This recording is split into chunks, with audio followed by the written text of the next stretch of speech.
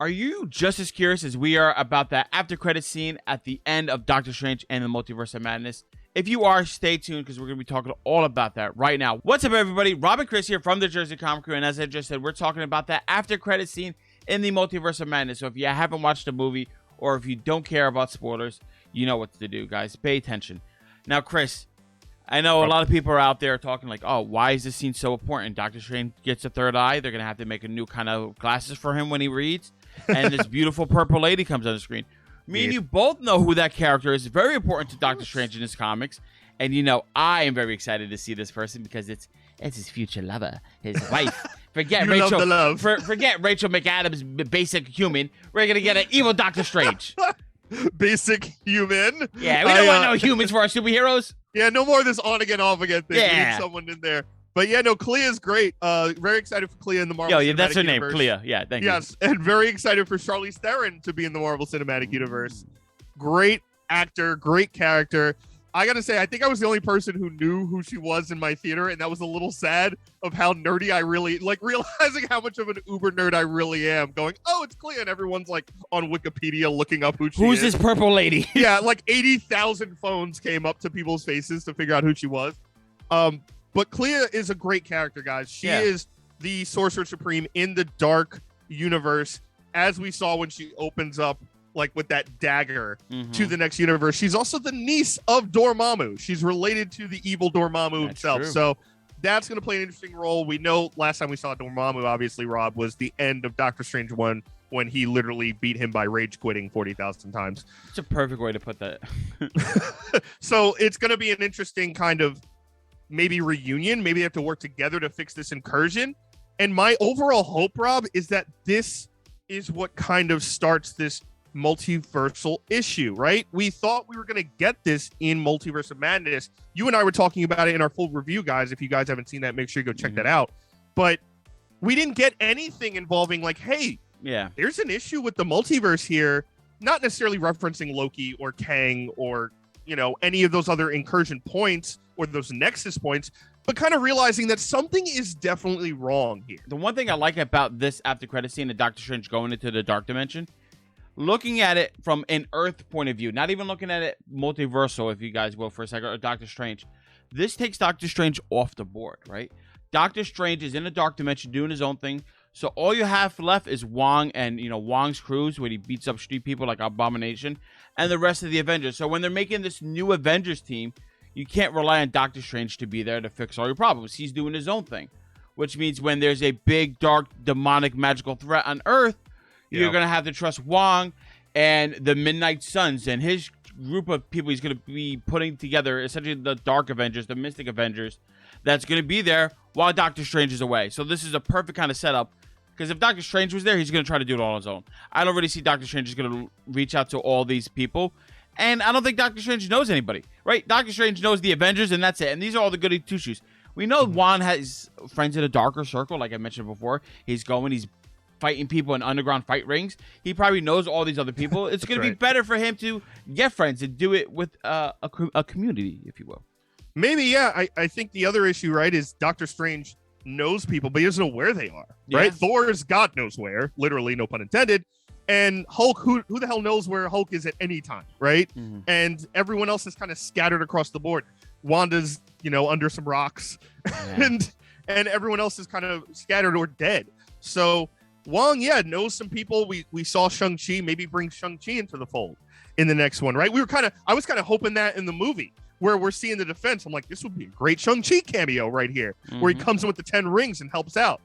The other side is obviously America Chavez, where maybe she gets stronger and she's starting to control her powers and gain some new ones. She could be a great help in that. But I also wonder, Rob, how this is going to affect Strange.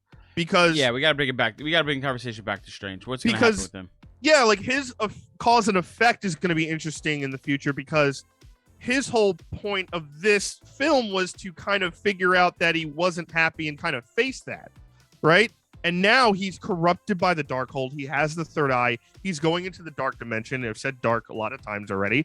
Is this going to corrupt him and make him kind of a little more anti-hero, go down a little more Wanda path? And maybe that's how him and Clea connect really well, because she's like, "Oh, I love bad boys. I'm in the dark dimension. This is fantastic. I can corrupt this Strange. I can control him and do whatever, like make him do whatever I want." I like that theory, and it's really fun because when you threw in the romantic aspect, you knew you had me hooked. You're like, I'm gonna get him. I know how to get you. But I'm gonna stand firm that this is not gonna get him to be the bad boy. I think he's gonna have a better understanding of darkness and dark powers, and realize the allure of them, and realize the cost that is associated with them.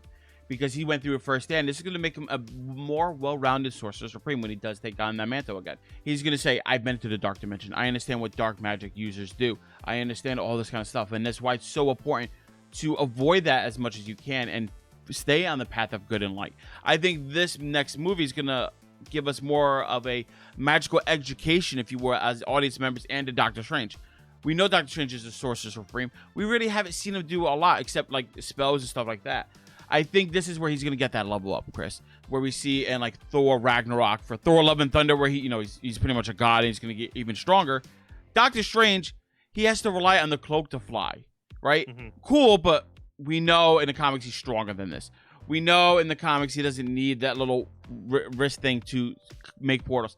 I think this time in the dark dimension is, if you will, a DBZ reference, the hyperbolic time chamber. He's going to go in there. For him, it's going to feel like eons or years. He's going to fall in love and get married to Clea, have to leave, and it's only been a couple of days in the real world, and he's going to become that much stronger and actually become one into the Marvel Universe. It seems like a lot of the Marvel heroes are going on to power-ups, right? The scale has to get bigger because we're getting these bigger-than-life threats, and if we get some people like Thanos coming and slapping people around, we're like, all right, there's no way you could fight him even maybe without the Infinity Stone. So they're powering up their universe, powering up their characters and heroes, so that way they can fight these bigger than life threats, and it feels more realistic and genuine. Because if you tell me Doctor Strange is going to try to fight Galactus with everybody else, and if he leaves his cape at home, he can't fly and do anything, or I'm like, what are you going to do? You're dead. You're dead. You need rocket boots. You need a hover pack. No, you need to get stronger. And I think that's kind of what's happening. It's going to be emotional growth and actually magical growth. So I love that. I love all those aspects of him kind of learning almost like the dark side, like the gray Jedi, if you will, right? He's able to learn both sides of the Force without being corrupted by the evil completely. Yeah. But I really hope that this next phase of Doctor Strange himself, because you said something interesting there too about Benedict Cumberbatch is willing to do this for another 10 years, which I think is fantastic. It's going to be like him and Chris Hemsworth as Thor forever in these roles, which I'm totally happy about. And I want to see him interact with Loki. I want to see him interact with Kang. I think more and more as we're seeing kind of what's unfolding in the Marvel Universe, I think they're going forward more on this mystical side, more on this dark magic side so far than, just the regular superheroes with powers or beat 'em up strength. I think it's going to be focused more on that. Like you were saying, Midnight Suns-esque. And I think as I see that more and more, the imminent threat right now is Kang the Conqueror. I think Galactus will be there way down the line. I think they're going to get the Fantastic Four and all that stuff done first. But I think the imminent threat right now will be Kang. And I hope this next iteration, I would be fine with a Doctor Strange movie that's all about like, hey, there's something wrong. This incursion point, we can't fix it the way we normally fix it, or however the hell sci-fi nonsense that is. Sure. Here's why. It's not an incursion point. It's a time variance thing combined with the incursion thing. So they're going to have to work all together. It's this new anomaly. I'm down for it. I love it. And Loki being kind of the Asgardian sorcerer he is, and Sylvie being, the kind of person that destroyed all of this in the beginning. I would love to see him interact with Loki, fight Loki. Loki's still protecting Sylvie because he loves her. And whatever the issue is with Kang, whether it's another Kang variant or there's a Kang in the dark dimension, right? Like he's going to be in every dimension at this point. Has to be. Throw Kang in there. So I would love Doctor Strange 3. Preemptively Doctor Strange 3 to be all about this multiversal issue that started at the end of Loki. I like you brought up Kang's going to be everywhere and everyone's going to fight it, because I'm thinking maybe the next movies for everybody is they have to fight a variant of Kang, right? Doctor Strange 3, you're in a dark dimension, you're going to have to fight the Kang variant sorcerer. Oh, Loki, you're going to have to fight this Kang. Oh, Ant-Man, this Loki. Everybody's going to have to fight a different Kang, if you will. And then he's going to be like, all right, I have all this information. Now it's time for the real show to begin. That would be really cool. That would be really fun. So, yeah, if everyone is fighting against Kang, right? This could be that buildup with all the Kang variants and maybe all the after credit scenes for the movies going forward, or the shows even, is the Kang, like each different Kang after they dealt with their TV show, their movie person goes into the council and they're building that chamber of Kangs. I like that. And that is going, and then we don't see the true like green purple leader Kang until they're ready to make Kang like almost like the next Thanos, right? Where they're building him up. I feel like that would be a fantastic way to kind of bring all this together.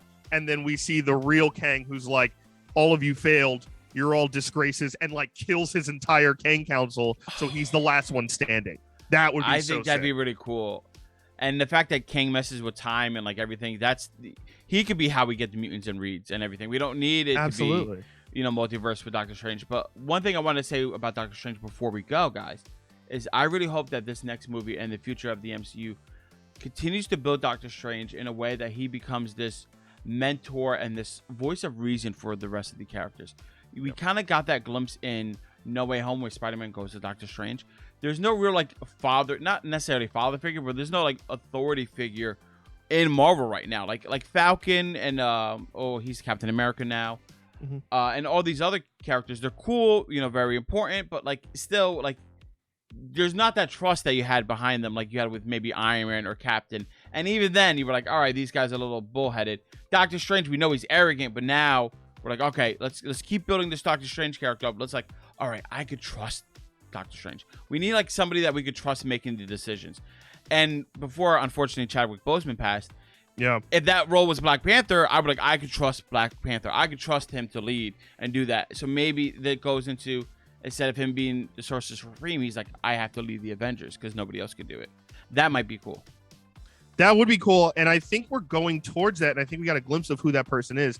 I think it's going to be Reed Richards, because Reed Richards is the perfection, the personification of all that. He's the smartest person in the Marvel Universe, arguing with, maybe Doctor Doom, but he's a dad figure already, right? We know he's a dad, a brother, a husband, the personification of what a good man is. He's kind of the perfect version of Tony Stark. Yeah. He's, with the intellect and the creativity of Doctor Strange.